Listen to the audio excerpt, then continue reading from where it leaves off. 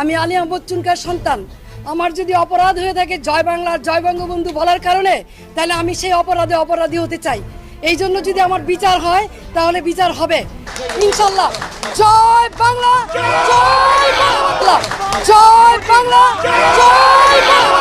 ৩৯১ দিন কারাবাসের পর মুক্তি পেয়েছেন নারায়ণগঞ্জ সিটি কর্পোরেশনের সাবেক মেয়র সেলিনা হায়াৎ আইভী। আওয়ামী লীগকে নির্বাচন থেকে দূরে রাখার প্রক্রিয়ার একটি অংশ হিসেবে আইভীকে গত বছর গ্রেপ্তার করেছিল ইউনূসের সরকার। বিএনপি ক্ষমতায় আসার পর নতুন করে মামলা দেয়া এবং তারপর উচ্চ আদালতে জামিন স্থগিতের কয়েক দফা চেষ্টা করেছিল। এমনকি গত ১৭ মে তার মুক্তির বিষয়টি পরিষ্কার হওয়ার পর সরকার আরও ১৭ দিন সময় নিয়েছে আইভীকে মুক্তি দিতে। তবে আসার কথা হলো আওয়ামী লীগের রাজনীতির আকাশ থেকে কালো মেঘ সরে যাচ্ছে শিগগিরই। আর লুকোচুরি নয়, এবার প্রকাশ্যে রাজনীতির মাঠে নামবে আওয়ামী লীগ। মিছিল করবে, সমাবেশ করবে, জনগণের কাছে যাবে, ভোট চাইবে, নির্বাচনেও অংশ নেবে। আর তা হবে সদ্য কারামুক্ত আওয়ামী লীগ নেত্রী নারায়ণগঞ্জ সিটি কর্পোরেশনের সাবেক মেয়র সেলিনা হায়াৎ আইভীর হাত ধরে। জনগণের রায়কে উপেক্ষা করে বিদেশিদের সাথে চুক্তি করে ক্ষমতায় আসলে সেই ক্ষমতায় বেশি দিন টিকে থাকা যায় না। তার প্রমাণ আর মাত্র কয়টা দিন পরেই দেখতে পাবেন। মানে তারেক রহমানের রাজনৈতিক মিত্ররাই জানেন যে তারেক রহমান দাঁড়িয়ে আছেন একটা টলমল করতে থাকা মঞ্চের উপর, এবং তাতে যে কোনো সময় যে কোনো পক্ষ ধাক্কা দিলে আসলে বাংলাদেশের রাজনীতিতে তাদের জন্য একটা মহা সুযোগ তৈরি হবে এবং তারা ক্ষমতার কেন্দ্রে অধিষ্ঠিত হতে পারবে। ইশরাকের এই বক্তব্য শক্তির প্রকাশ নয়, বরং এটি উদ্বেগের প্রতিফলন। সাধারণত সত্যিকার আত্মবিশ্বাসী সরকারকে এই ধরনের বক্তব্য বা প্রতিরক্ষামূলক বিবৃতি দিতে হয় না। যখন পতনের গুঞ্জন ছড়াতে শুরু করে, যখন সরকারের ভবিষ্যৎ নিয়ে প্রকাশ্য প্রশ্ন উঠতে থাকে, তখনই নেতারা রাস্তায় দাঁড়িয়ে স্থিতিশীলতার আশ্বাস দেন। আসসালামু আলাইকুম দর্শক, সিগন্যাল বিডি চ্যানেলের নতুন একটি গুরুত্বপূর্ণ নিউজ ভিডিও নিয়ে আপনাদের মাঝে হাজির হলাম। প্রিয় দর্শক, বাংলাদেশের বর্তমান রাজনৈতিক প্রেক্ষাপট জানতে যারা এই ভিডিওটিতে ক্লিক করেছেন তাদের সবাইকে বলবো আপনারা ধৈর্য সহকারে পুরো ভিডিওটি দেখতে থাকুন, কারণ এই ভিডিওটিতে এমন কিছু তথ্য বা উপাত্ত শেয়ার করা হয়েছে যা জানলে আপনারা অবাক হবেন। প্রিয় দর্শক, ইতিমধ্যে আপনারা অনেকগুলো ভিডিওর অংশ বিশেষ দেখে নিয়েছেন এবং আশা করি দেখেই বুঝতে পেরেছেন আজকের ভিডিওটি কতটি গুরুত্বপূর্ণ এবং আকর্ষণীয় হতে চলেছে। এখনো যারা আমাদের চ্যানেলটি সাবস্ক্রাইব করেননি তাদের সবাইকে বলবো আমাদের চ্যানেলটি সাবস্ক্রাইব করে পাশে থাকা বেল আইকনটা অন করে দিবেন। আর যারা ইতিমধ্যে সাবস্ক্রাইব করেছেন তাদেরকে অসংখ্য ধন্যবাদ। তো প্রিয় দর্শক, চলুন আর কথা বলবো না, একটি লাইক দিয়ে মূল ভিডিওতে যাওয়া যাক। যেই চোর এতদিন তাদের ছায়াতলে ছিল, সেই চোর এখন তাদের ব্যানারে তাদেরকে আশ্রয় দেওয়ার কথা চিন্তা করতেছে। হঠাৎ ঝটিকা মিছিল, জয় বাংলা স্লোগান, কিছুদূর এগিয়ে যাওয়া, তারপর মুহূর্তেই প্রাণ ভয়ে পলায়ন। ২০২৪ সালের ৫ আগস্ট আওয়ামী সরকারের পতনের পর এভাবেই বাঁচা মরার লড়াই চালিয়ে যাচ্ছে কার্যক্রম নিষিদ্ধ আওয়ামী লীগের নেতাকর্মীরা। তবে আসার কথা হলো আওয়ামী লীগের রাজনীতির আকাশ থেকে কালো মেঘ সরে যাচ্ছে শিগগিরই। আর লুকোচুরি নয়, এবার প্রকাশ্যে রাজনীতির মাঠে নামবে আওয়ামী লীগ। মিছিল করবে, সমাবেশ করবে, জনগণের কাছে যাবে, ভোট চাইবে, নির্বাচনেও অংশ নেবে। আর তা হবে সদ্য কারামুক্ত আওয়ামী লীগ নেত্রী নারায়ণগঞ্জ সিটি কর্পোরেশনের সাবেক মেয়র সেলিনা হায়াৎ আইভীর হাত ধরে।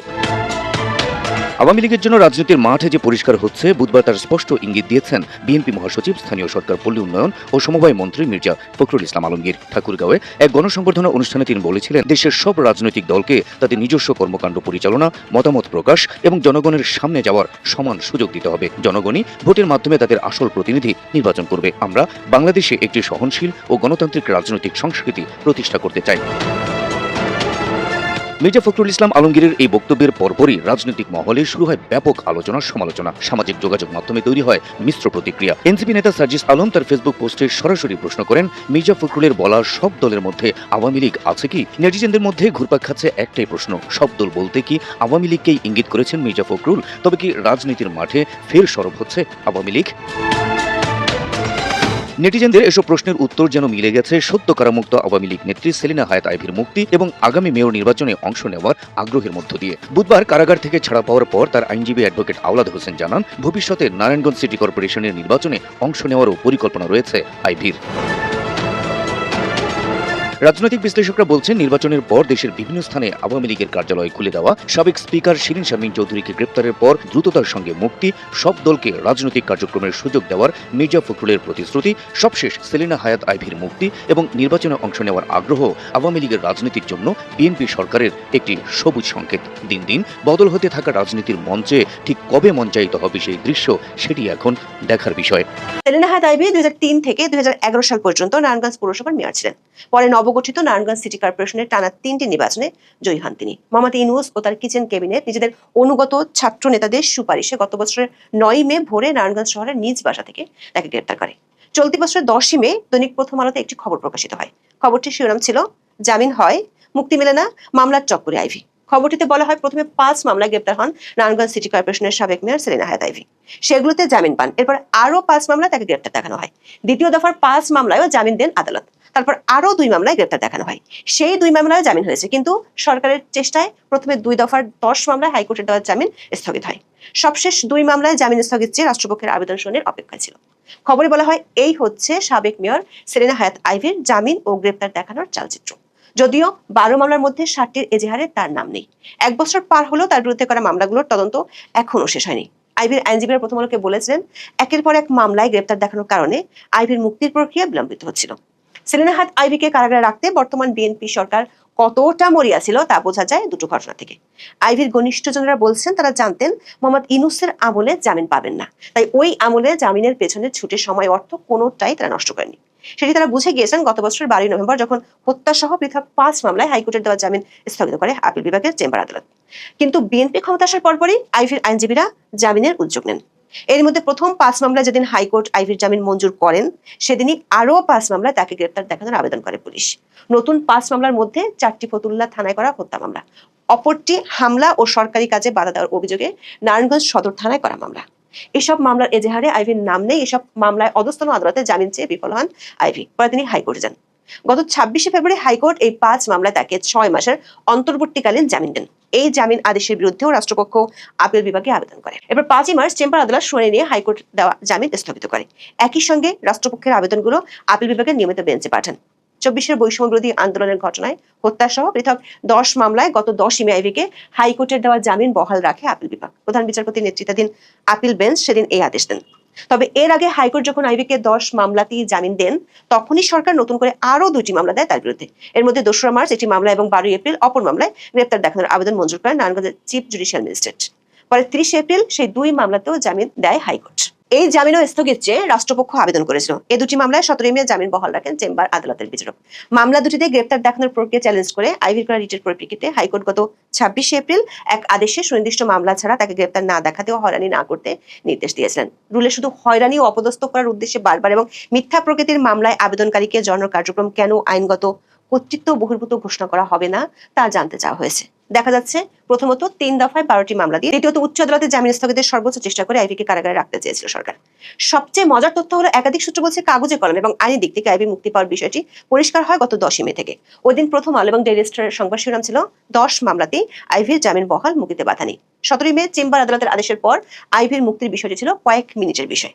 আইভীর বিরুদ্ধে দায়ের করা 2টি হত্যা মামলায় সেদিন হাইকোর্টের দেওয়া অন্তর্বর্তী জামিনের আদেশ বহাল রাখেন চেম্বার আদালত। হাইকোর্টের দেওয়া জামিন স্থগিত চেয়ে রাষ্ট্রপক্ষের আবেদনে নো অর্ডার দিয়েছিলেন আপিল বিভাগের চেম্বার আদালত। প্রশ্ন হলো 17ই মে যেখানে তার মুক্তি পাওয়ার কথা, সেখানে 3রা জুন পর্যন্ত সময় লাগলো কেন? মানে আরো 17 দিন কেন সময় নিল সরকার? আবার এত চেষ্টা করেও কেন শেষ পর্যন্ত সরকার কারাগারে রাখতে পারলো না আইভীকে? শেষ পর্যন্ত 391 দিন কারাবাসের পর বুধবার 3রা জুন রাত 10:08 আইভীকে মুক্তি দেওয়া হয়। গাজীপুরের কাশিমপুর কেন্দ্রীয় মহিলা কারাগার থেকে রাত 12:30টায় নারায়ণগঞ্জের দেওভোগে নিজ পৈতৃক বাড়ি চুনকা কুটিরে ফেরেন। তার জামিনে মুক্ত হওয়াকে খুবই তাৎপর্যপূর্ণ বলে মনে করছে বাংলাদেশের রাজনৈতিক মহল। আওয়ামী লীগের অন্দরেও সেলিনা হায়াৎ আইভীর জামিনে মুক্তি নিয়ে নানা চর্চা আছে। সাম্প্রতিক অতীতে আওয়ামী লীগের আরো কয়েকজন নেতা নেত্রী জামিনে মুক্তি পেয়েছেন, তবে অধিকাংশ নেতাই কারাগার থেকে বের হতে পারেননি। জেল গেটেই তাদের ভিন্ন মামলায় গ্রেপ্তার করে পুলিশ। এদের মধ্যে ব্যতিক্রম ছিল সাবেক স্পিকার শিন শারমিন চৌধুরী। আইভীর ক্ষেত্রে একই ব্যাপার ঘটেছে, তবে সরকার সময় নিয়েছে 17 দিন। তিনি জেল গেটে কালক্ষেপণ না করে গাড়ি ছুটিয়ে নারায়ণগঞ্জের বাড়িতে চলে যান। আবার রাত 12টায় বাড়িতে সাংবাদিকদের কাছে দেওয়া আইভীর 3 লাইনের প্রতিক্রিয়া ছিল বেশ তাৎপর্যপূর্ণ। জামিন পাওয়ার পর তিনি বিচার বিভাগের পাশাপাশি তারেক রহমান সরকারকেও কৃতজ্ঞতা ও ধন্যবাদ জানিয়েছেন। আশা ব্যক্ত করেছেন সকলে মিলে একটি মানবিক সরকার গড়ে তোলা সম্ভব। সেই সঙ্গে কারাবন্দী অন্য মহিলাদের মুক্তির দাবি জানিয়েছেন তিনি। তবে আওয়ামী লীগের রাজনীতি, আগামী দিনের দলে তার ভূমিকা কি হবে সে বিষয়ে কোনো প্রতিক্রিয়া দেননি এই নেত্রী। আবার কেউ কেউ মনে করছেন রিফাইন্ড আওয়ামী লীগ গঠনের ইস্যুকে কেন্দ্র করে আইভীকে গ্রেপ্তার করা হয়েছিল। তাহলে কি তার মুক্তি পাওয়াকে কেন্দ্র করে বিষয়টি কি নতুন করে সামনে আসবে? বিশেষ করে শেখ হাসিনা দেশে ফেরার ঘোষণা দেওয়ার পর সরকার থেকে শুরু করে বাংলাদেশের রাজনৈতিক অঙ্গনে বেশ নড়াচড়া করেছে। আবার ঈদের পর থেকে আওয়ামী লীগের অঙ্গ সংগঠনগুলো সারা দেশের বহু জায়গায় মিছিল করছে। এমন পরিস্থিতিতে সরকার রাজনীতির কোন সূত্র মিলানো নাকি নতুন করে কোনো জট পাকানোর জন্য আইভীকে মুক্তি দিল সেটি নিয়ে ভাবছে কেউ কেউ। আওয়ামী লীগ যখন তারেক রহমানের সরকারের বিরুদ্ধে দমন পীড়নের অভিযোগে সরব তখন সেলিনা হায়াত আইভী কেন জামিনে মুক্তি নিয়ে সরকারকে ধন্যবাদ ও কৃতজ্ঞতা জানিয়েছেন তা নিয়ে শুরু হয়েছে জল্পনা। বিশেষ করে তার জামিন আটকাতেও যখন সরকার সর্বোচ্চ আদালত পর্যন্ত আপিল করেছিল, তখন সেই সরকারকে কেন ধন্যবাদ ও কৃতজ্ঞতা দিলেন এই নেত্রী, তার কোনো স্পষ্ট ব্যাখ্যা মিলছে না। তবে কোনো কোনো মহল থেকে বলা হচ্ছে এটা নিছকই সৌজন্য। বিএনপি নারায়ণগঞ্জের একাধিক সূত্র বলছে সেলিনা হায়াত আইভীর মুক্তি পাওয়ার কথা ছিল গত ফেব্রুয়ারির শেষের দিকে কিংবা মার্চের শুরুতে, মানে বিএনপি ক্ষমতায় আসার পরপরই। তার মুক্তিতে প্রথম বাদশাদে নারায়ণগঞ্জ স্থানীয় বিএনপি, কেন্দ্রীয় বিএনপির কাছে স্থানীয় বিএনপির যুক্তি ছিল গত নির্বাচনে ফতুল্লাহ ও সিদ্ধিরগঞ্জ থানা নিয়ে গঠিত নারায়ণগঞ্জ 4 আসনটি এনসিপি জিতেছিল। এই আসনটিকে ঢাকার অন্যতম প্রধান প্রবেশদ্বার বা ঢোকার মুখ বলা হয়। সেখানে সেলিনা হায়াত আইভীকে ছাড়া হলে তার যে প্রভাব, তাতে বিএনপি তৃতীয় দল হয়ে যাবে নারায়ণগঞ্জে। স্থানীয় বিএনপির এমন আবদারে আইভীর জামিনকে ঠেকিয়ে রাখে সরকার পক্ষ। কিন্তু 17 মে সব ধরনের আইনি বাধা থেকে মুক্ত হওয়ার আগেই আইভীর পক্ষ থেকে সরকারকে বার্তা দেওয়া হয়, মুক্তি না মিললে নারায়ণগঞ্জে আইভীর সমর্থকরা আন্দোলনে নামবে। এমন বার্তার পর সরকার পাল্টা বার্তা পাঠায় আইভীর ঘনিষ্ঠজনকে। সেটি হলো আপাতত আওয়ামী লীগের রাজনীতিতে অংশ নিতে পারবেন না আইভী। মুক্তি পাওয়ার পর আইভীর উপর কড়া নজরদারি রাখছে সরকারি সংস্থাগুলো। বিডি নিউজ 24 খবর বলা হয়েছে, আইভীর মুক্তির পর তার বাড়ির সামনে নজরদারি বাড়িয়েছে পুলিশ। স্থাপন করা হয়েছে আধুনিক ক্লোজ সার্কিট ক্যামেরাও। এছাড়া সাদা পোশাকে পুলিশের টহলও রয়েছে সেখানে। পুলিশ বলছে 3 বারের সাবেক এই সিটি মেয়রের ব্যক্তিগত নিরাপত্তা এবং তিনি কার্যক্রম নিষিদ্ধ আওয়ামী লীগের কোনো দলীয় কর্মসূচিতে অংশ নেন কিনা সে বিষয়ে খোঁজ খবর রাখতে এই বাড়িতে নজরদারি। রাজনীতিতে একটি অত্যন্ত গুরুত্বপূর্ণ বিষয় হচ্ছে যখন কোনো সরকার আত্মবিশ্বাসী থাকে, তার ভাষা হয় দৃঢ় এবং স্থির। কিন্তু সরকার যখন নিজের ভবিষ্যৎ নিয়ে শঙ্কিত হতে শুরু করে, তখন তার ভাষায় সতর্ক বার্তা আসে, ভয় আসে, সংকটের পূর্বাভাস আসে, অজানা বিপদের ইঙ্গিত আসে। এই প্রেক্ষাপটেই গত 31 মে কৃষিবিদ ইনস্টিটিউটে প্রধানমন্ত্রী তারেক রহমানের সেই বক্তব্যটি বিশেষ তাৎপর্য বহন করছে। তিনি বলছেন, দেশের জন্য সামনে কঠিন এবং গুরুত্বপূর্ণ সময় অপেক্ষা করছে। প্রশ্ন হচ্ছে, এই কঠিন সময়ের খবর তিনি কোথা থেকে পেলেন বা কেন বললেন? সাধারণ মানুষ কি তাকে গিয়ে বলেছে যে সামনে বিপদ, নাকি রাষ্ট্রযন্ত্রের ভেতরে এমন কিছু তথ্য আছে যা সরকারকে গভীরভাবে উদ্বিগ্ন করে তুলছে? এই প্রশ্নের উত্তর খুঁজতে গেলে আমাদের একটু ভেতরে তাকাতে হবে, যেখানে প্রধানমন্ত্রীর রেড ফোনের তার কেটে দেওয়া হচ্ছে, প্রধানমন্ত্রীর নিরাপত্তা নিয়ে বারবার কথা হচ্ছে এবং আরো অনেক কিছু হচ্ছে। কিন্তু তার চাইতেও প্রথম এবং সবচেয়ে বড় সংকট অর্থনীতিতে। সরকার দায়িত্ব নেওয়ার পর থেকে মূল্যস্ফীতি নিয়ন্ত্রণ করতে পারেনি। 2025 সালের বেশিরভাগ সময় 8 থেকে 9% মধ্যে ঘুরপাক খেয়েছে। মার্চে কিছুটা কমলেও এপ্রিলে আবার 9% ছাড়িয়ে গেছে মূল্যস্ফীতি। ব্যাংক খাত টালমাটাল অবস্থা। ইসলামী ব্যাংককে কেন্দ্র করে প্রকাশ্য সংঘর্ষ শুরু হয়েছে সরকার এবং জামায়াতের মধ্যে, এমনকি গুলির ঘটনা পর্যন্ত ঘটে গেছে। IMF এর ঋণ আটকে আছে, যার মানে আন্তর্জাতিক সংস্থাও এই সরকারের ব্যবস্থাপনায় পুরোপুরি আস্থা রাখতে পারছে না। ওদিকে বিদ্যুতের দাম বাড়িয়ে দিয়েছে IMF এর কথায়। যুক্তরাষ্ট্রের সঙ্গে নির্বাচনের মাত্র 3 দিন আগে অবৈধ ইউনূস সরকারের করে যাওয়া অসম বাণিজ্য চুক্তি নিয়ে বিতর্ক থামছে না। বাম দল, ধর্মভিত্তিক দল, সুশীল সমাজ, সাধারণ মানুষ সবাই এই চুক্তি বাতিলের দাবিতে রাস্তায় নামতে চাইছে। আর সবচেয়ে তাৎপর্যপূর্ণ হলো, সরকার নিজেই কত কথা বলছে, তুচ্ছতা সাধনের কথা বলছে, প্রধানমন্ত্রীর কার্যালয়ের এসি বন্ধের কথা বলছে, বিদ্যুৎ সাশ্রয়ের নির্দেশনা দিচ্ছে, আর সাধারণ মানুষের জন্য বিদ্যুতের দাম হঠাৎ করে বাড়িয়ে দিয়েছে, যদিও তারা বলেছিল যে তারা বিদ্যুতের দাম বাড়াবে না। যখন সরকার জনগণকে এসব তুচ্ছতা সাধনের উপদেশ দিতে শুরু করে, তখন বুঝতে হবে রাষ্ট্রের কোষাগার আর আগের জায়গায় নেই, শূন্য হতে শুরু করেছে। তৃতীয় সংকট, আইন শৃঙ্খলা পরিস্থিতি। বিএনপি ক্ষমতায় আসার আগে বলেছিল রাজনৈতিক সরকার এলে সবকিছু বদলে যাবে, কিন্তু কি বদলেছে? হত্যা আছে, ধর্ষণ আছে, চাঁদাবাজি আছে, মব সন্ত্রাস আছে, মাজারে হামলা আছে, সিনেমা বন্ধ করে দেওয়া হচ্ছে, সংস্কৃতির উপর হামলা আছে, কি নেই বলেন তো? গত 19 মে মিরপুরের পল্লবীতে শিশু রামিসার নৃশংস ধর্ষণ এবং হত্যা সারা দেশকে স্তব্ধ করে দিয়েছে। মিরপুরের শাহ আলী মাজারে উগ্রবাদী হামলার পরও প্রকৃত অভিযুক্তরা ধরা পড়েনি। এইসব কালচার, এসব মব কালচার, এই উগ্রবাদী তাণ্ডব ব্রাহ্মণবাড়িয়াতে ঘটেছে। এগুলো জুলাই সন্ত্রাসীদেরই রেখে যাওয়া বিষাক্ত উত্তরাধিকার। সেই বিষ বৃক্ষ থেকে এখন বিষ ফল ঝরে ঝরে পড়ছে। একটি সরকার যখন নাগরিকের মৌলিক নিরাপত্তা নিশ্চিত করতে ব্যর্থ হয়, তখন তার রাজনৈতিক বৈধতাও ধীরে ধীরে ক্ষয় হতে শুরু করে। দেশের নদ নদীতে লাশ ভাসে, প্রতিদিন 3 থেকে 4টি করে লাশ ভাসে এবং মাস শেষে দেখা যায় 40-50টি লাশ ভেসে আসছে। তৃতীয় সংকট, রাজনৈতিক ময়দান। সংসদে প্রধান বিরোধী দলের আসনে বসে আছে যুদ্ধাপরাধী জামায়াত ইসলামী, যাদের বিরুদ্ধে 1971 গণহত্যায় অংশগ্রহণ শুধু নয়, বাংলাদেশের মুক্তিকামী নাগরিককে হত্যার অভিযোগ আছে, ধর্ষণের অভিযোগ আছে, অগ্নিসংযোগের অভিযোগ আছে। এই দলটি এখন একটি বিচিত্র ভূমিকায় অবতীর্ণ হয়েছে। নির্বাচনের আগে বিএনপির সঙ্গে নানা সমঝোতায় থেকেছে বলে আমরা জানি, অথচ এখন প্রতিদিন সরকারকে চাপে রাখার চেষ্টা করছে, এবং তাও নাকি পাতানো। ইসলামী ব্যাংক থেকে শুরু করে বিভিন্ন ইস্যুতে তাদের অবস্থান অস্পষ্ট এবং কখনো কখনো ভয়ঙ্কর।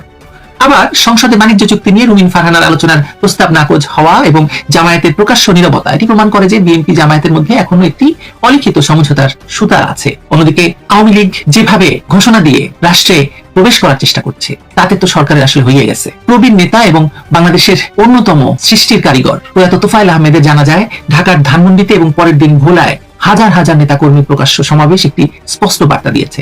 দলটিকে প্রশাসনিক আদেশে নিষিদ্ধ করা গেলেও সামাজিক এবং রাজনৈতিক বাস্তবতায় দেশ থেকে, মানুষের মন থেকে এবং রাজনৈতিক বাস্তবতা থেকে মুছে ফেলা যায়নি। সরকার এখন একই সঙ্গে বহু ফ্রন্টে চাপের মুখে। জামায়াত চাপ দিচ্ছে কিনা জানি না, কিন্তু আওয়ামী লীগ এবং অন্য দিক থেকে বাংলাদেশের মানুষ সংগঠিত হচ্ছে। বামপন্থী দলগুলো রাস্তায় নামার কথা বলছে, তারা নামবে না হয়তো। সীমান্তে ভারতের উশিন এবং উত্তেজনা তৈরি হচ্ছে। বিএসএফ এর গুলিতে বাংলাদেশিদের মৃত্যুকে স্বরাষ্ট্রমন্ত্রী বলছেন এটা কোনো ব্যাপার না, এটা হতেই পারে। এর কথা আওয়ামী লীগ বললে কি হতো আপনি ভাবুন একবার। কিন্তু সবচেয়ে বড় সতর্ক সংকেতটি আসছে সরকারের ভেতর থেকে। সেই সংকেতের নাম মন্ত্রীর পদত্যাগ, মন্ত্রী দীপেন দেওয়ানের পদত্যাগ। সরকারের বয়স মাত্র 3.5 মাস, 4 মাস হয়নি, আসলে আমি ভুল করেছি প্রথমে। এর মধ্যে একজন পূর্ণ মন্ত্রী পদত্যাগ করে বসলেন। শুধু তাই নয়, তিনি কোনো বিতর্কিত ব্যক্তি নন। রাঙামাটিতে বেশ ভালো ভোটের ব্যবধানে তিনি নির্বাচিত হয়েছেন। জনপ্রিয় পরিচ্ছন্ন নেতা, যিনি বিচারকের পদ ছেড়ে রাজনীতিতে এসেছিলেন খালেদা জিয়ার নেতৃত্বে বিশ্বাস রেখে। তার পদত্যাগের পরপরই সমর্থকরা রাঙামাটি চট্টগ্রাম মহাসড়ক অবরোধ করেছেন, প্রতিমন্ত্রীর বিরুদ্ধে স্লোগান দিয়েছে। স্পষ্টত এটি শুধু একজন মন্ত্রীর স্বেচ্ছায় সরে যাওয়া নয়, এটি সরকারের অভ্যন্তরীণ বিরক্তির বা বিভক্তির প্রকাশ্য বিস্ফোরণ। সরকার বলছে তিনি অসুস্থ, কিন্তু রাজনৈতিক মহলে ভিন্ন গল্প চলছে। বিএনপির কেন্দ্রীয় নেতা মনীষ দেওয়ান ফেসবুকে সরাসরি লিখেছেন, দীপেন দেওয়ান তার ইচ্ছার বিরুদ্ধে পদত্যাগপত্র দিতে বাধ্য হয়েছেন শুধুমাত্র রাঙামাটি জেলা পরিষদের চেয়ারম্যান মনোনয়নে নিজের পছন্দের ব্যক্তির নাম সুপারিশ করার কারণে। পূর্ণমন্ত্রী হয়েও নিজের মন্ত্রণালয়ের নিয়ন্ত্রণ তার হাতে নেই, দলীয় রাজনীতিতে কোণঠাসা, উচ্চ পর্যায়ে কথা বলার সুযোগ নেই। এই অসহায়তা থেকেই তার প্রস্থান। আর গভীরে গেলে দেখা যাচ্ছে দীপেন দেওয়ান পার্বত্য চট্টগ্রাম চুক্তির বকেয়া অংশ বাস্তবায়ন এবং জনসংহতি সমিতির সঙ্গে সংলাপের পক্ষে ছিলেন, কিন্তু বিএনপি এই সমতল ভিত্তিক নেতৃত্বের একটি অংশ এই অবস্থানের বিরোধিতা করছিল।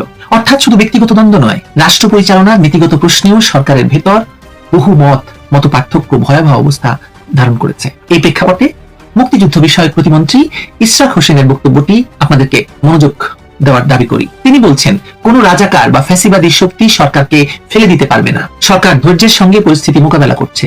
তার মানে কি সরকারকে কেউ ফেলে দেওয়ার চেষ্টা করছে? কারা সেটা? এবং ইশরাককে আপনি সাধারণ রাজনীতিবিদ হিসেবে ধরবেন না। ইশরাক তারেক রহমানের ক্ষমতার যে কেন্দ্রবিন্দু আছে সেই কেন্দ্রের সঙ্গে সম্পর্কিত। তার মানে সরকার ফেলে দেওয়ার ভয়ে ভীত। সাধারণত সত্যিকার আত্মবিশ্বাসী সরকারকে এই ধরনের বক্তব্য বা প্রতিরক্ষামূলক বিবৃতি দিতে হয় না। যখন পতনের গুঞ্জন ছড়াতে শুরু করে, যখন সরকারের ভবিষ্যৎ নিয়ে প্রকাশ্য প্রশ্ন উঠতে থাকে, তখনই নেতারা রাস্তায় দাঁড়িয়ে স্থিতিশীলতার আশ্বাস দেন। ইশরাকের এই বক্তব্য শক্তির প্রকাশ নয়, বরং এটি উদ্বেগের প্রতিফলন। 100 দিন পার হতে না হতেই যখন স্বরাষ্ট্রমন্ত্রী প্রধানমন্ত্রীর উপস্থিতিতে জনগণ বলে ভুয়া ভুয়া ভুয়া স্লোগান দেয়, তার মানে তো ডাল মে কুছ জরুর কালা হ্যায়। এর বাইরে আরেকটি সংকট নীরবে বাড়ছে। হাম নিয়ে কিন্তু এখনো সরকার কোনো কথা বলছে না, কোনো পদক্ষেপ নিচ্ছে বলে বোঝা যাচ্ছে না।